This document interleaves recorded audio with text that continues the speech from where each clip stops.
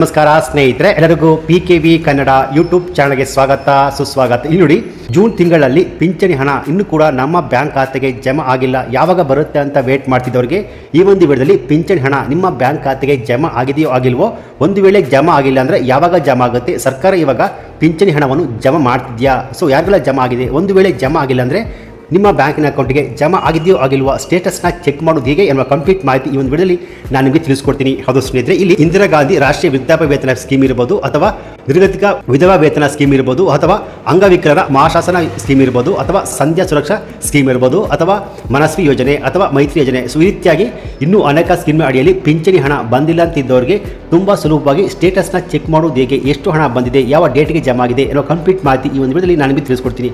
So ಒಂದು ವೇಳೆ ನಿಮ್ಮ ಮನೆಯಲ್ಲಿ 60 ವರ್ಷ ಮೇಲ್ಪಟ್ಟವರು ಇದ್ದರೆ ಈ ವಿಡಿಯೋನ ಸ್ಕಿಪ್ ಮಾಡದೆ ಫುಲ್ ವಿಡಿಯೋ ಕೊನೆವರೆಗೂ ನೋಡಿ. ಬನ್ನಿ ವಿಡಿಯೋ ಬರೋ ಶುರು ಮಾಡೋಣ. ಅದಕ್ಕಿಂತ ಮುಂಚೆ ನೀವಿನ್ನು PKV ಕನ್ನಡ ಯೂಟ್ಯೂಬ್ ಚಾನಲ್ಗೆ ಸಬ್ಸ್ಕ್ರೈಬ್ ಮಾಡಿಲ್ಲ ಅಂದರೆ ದಯವಿಟ್ಟು ಇಲ್ಲಿ ಕಾಣುವಂತಹ ಸಬ್ಸ್ಕ್ರೈಬ್ ಬಟನ್ ಪ್ರೆಸ್ ಮಾಡಿಕೊಳ್ಳಿ. ಹಾಗೆಯೇ ಪಕ್ಕದಲ್ಲಿ ಬರುವಂತಹ ಬೆಲ್ ಬಟನ್ ಒತ್ತಿ, ಸೊ ನಾನು ಯಾವುದೇ ಒಂದು ವಿಡಿಯೋವನ್ನು ಅಪ್ಲೋಡ್ ಮಾಡಿದಾಗ ನೀವು ನೋಡಬಹುದು.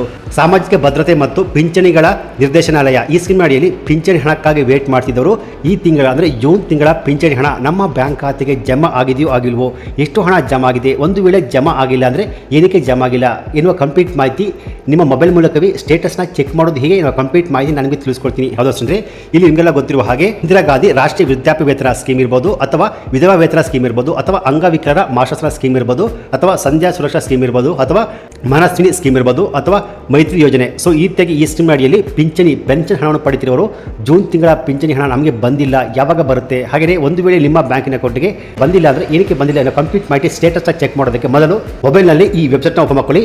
ಲಿಂಕ್ನ ಬೇಕಾದ್ರೆ ಬಾಟಮಲ್ಲೇ ಕೊಟ್ಟಿದ್ದೀನಿ, ಈ ಲಿಂಕ್ ಮೇಲೆ ಕ್ಲಿಕ್ ಮಾಡಿದಾಗ ಡೈರೆಕ್ಟಾಗಿ ಈ ಪೇಜ್ ಓಪನ್ ಆಗುತ್ತೆ. ಸೊ ಈ ಪೇಜ್ ಬಂದು ಗೌರ್ಮೆಂಟ್ ಆಫ್ ಕರ್ನಾಟಕದ ಪಿಂಚಣಿ ಹಣವನ್ನು ಚೆಕ್ ಮಾಡುವ ವೆಬ್ಸೈಟ್ ಆಗಿರುತ್ತೆ.